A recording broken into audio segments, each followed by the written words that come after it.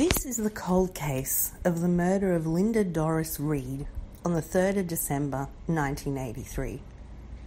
On the 16th of December 1983, Linda Reed's Mazda sedan was located in Millaroo Drive, Gaven, Forest Estate on the Gold Coast. Miss Reed was found partially clothed and bound in a creek bed a short distance away. Police are seeking the whereabouts of a male person who may be able to assist police in their investigations. He was described at the time as about 18 years old, 175 centimetres tall, with a slim build, with blonde hair, and his hair was worn in a pageboy style.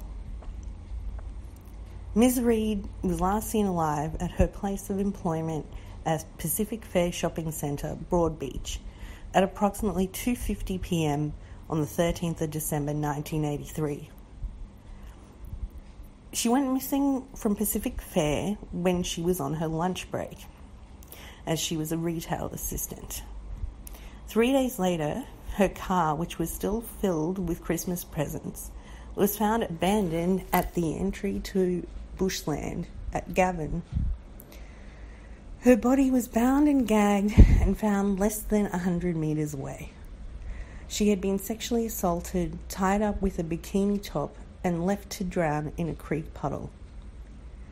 There was a large-scale appeal for witnesses and information, with police setting up exhibits, including a mannequin, photographs, and Linda's car, in a bid to jog people's memory. This turned up very little, but 3 years later, in 1986, there was a breakthrough in the case. Convicted murderer Craig Andrew McConnell was charged with Linda's death. He went to trial after allegedly confessing to a fellow inmate at Bogger Road Jail. But McConnell was acquitted due to insufficient evidence after the chief witness died of a heroin overdose shortly before the trial. Pathologist Dr. Tony Ansford gave evidence at McConnell's failed hearing that Linda Reed probably drowned in the muddy creek bed.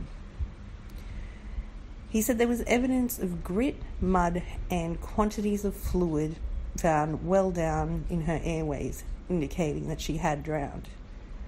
Her body was partly decomposed, and Dr. Ansford said he could not tell if she had been strangled. Mr. McConnell's knowledge of the crime was so detailed that he even allegedly admitted to finishing Linda's lunch, which was a cheese and pickle sandwich. Forensic teams found traces of cheese in Linda's car and her stomach contents. McConnell's criminal history also made him a prime candidate. His criminal history included 2 murders, rape, armed robbery, and car theft.